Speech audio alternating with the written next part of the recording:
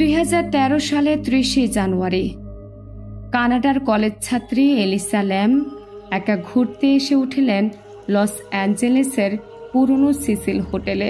2 দিন পর গভীর রাতে তাকে একটি লিফটের সিসিটিভি ফুটেজে দেখা যায়। দরজা বন্ধ না হওয়ায় সে ভীত হয়ে করিডোরের দিকে তাকাচ্ছে, যেন কাউকে এড়িয়ে চলছে। ওই ফুটেজেই তার জীবদ্দশায় তোলা শেষ ছবি। পরদিন থেকে এলিসা নিখোঁজ। পরিবার পুলিশে খবর দেয়। কয়েকদিন ধরে তল্লাশি চলে, কিন্তু কোনো ক্লু পাওয়া যায় না। হোটেলের অতিথিরা ম্যানহোয়াইল পানির স্বাদ ও গন্ধ নিয়ে অভিযোগ করতে থাকেন। 2 সপ্তাহ পরে মেরামত কর্মী ছাদে থাকা 4টি বিশাল পানির ট্যাঙ্কের একটির ঢাকনা খুলতেই শরীরের ভাসমান দেখে চিৎকার করে ওঠে। সেটিই ছিল এলিসা ল্যামের নিথর দেহ।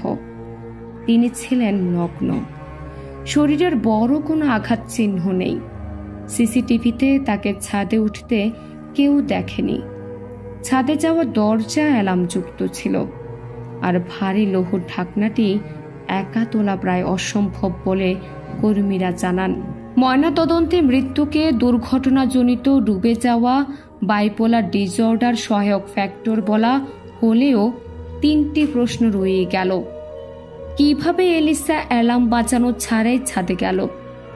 জলের ট্যাঙ্কের ঢাকনা নিচে খুলে আবার বন্ধ করল কি করে? আর নগ্ন অবস্থার ব্যাখ্যা কি? সিসিল হোটেলের ইতিহাসও রহস্য বাড়ায়।